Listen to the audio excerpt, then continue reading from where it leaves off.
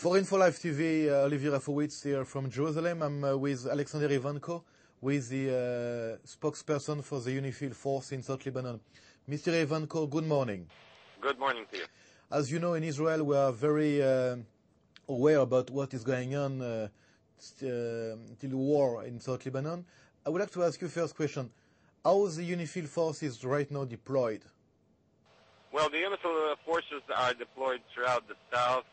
We have about 6,000 troops already on the ground, constituting 5 battalions from Spain, France, Italy, Ghana, and India. And we also have the UNIFIL Maritime Task Force, which is patrolling the sea border of the coast of Lebanon. Already we have over approximately a dozen ships, and 7 additional ships should be arriving very soon.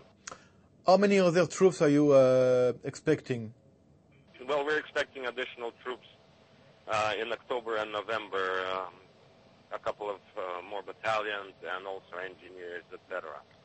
According to our sources, we have been noticed that yesterday there was a first incident between Hizbullah and Spanish force. Can you maybe elaborate about it? Well, I'm personally not aware of actually any major incidents in our area of operations for a long, long time. There have been minor incidents involving people dressed in possibly Hezbollah uniforms, but nothing major. Are you a little bit worried that Hezbollah will be a problem? We remember that in 1984 there was a major terrorist attack against American and French troops in Beirut. Can you think that such a possibility is still potentially possible? What I can tell you is the reality on the ground. The reality on the ground is that we do not see any armed Hezbollah fighters in our area of operations. The situation in South Lebanon is quiet and stable. There are basically no incidents whatsoever. However, this does not mean we are not vigilant. We have troops that are very well equipped. We have heavy equipment like main battle tanks and 155mm guns. So we are ready to deal with any problem if it arises. What is the general relationship between UNIFIL forces and the Lebanese people living in the different villages in the area? Well, generally the relationship is quite good because, first of all, we provide a safe and secure environment for the population here. And the second thing is that we actually provide a lot of humanitarian assistance, including demining and also destroying all the cluster bomblets that are lying in South Lebanon. We also provide medical care free of charge.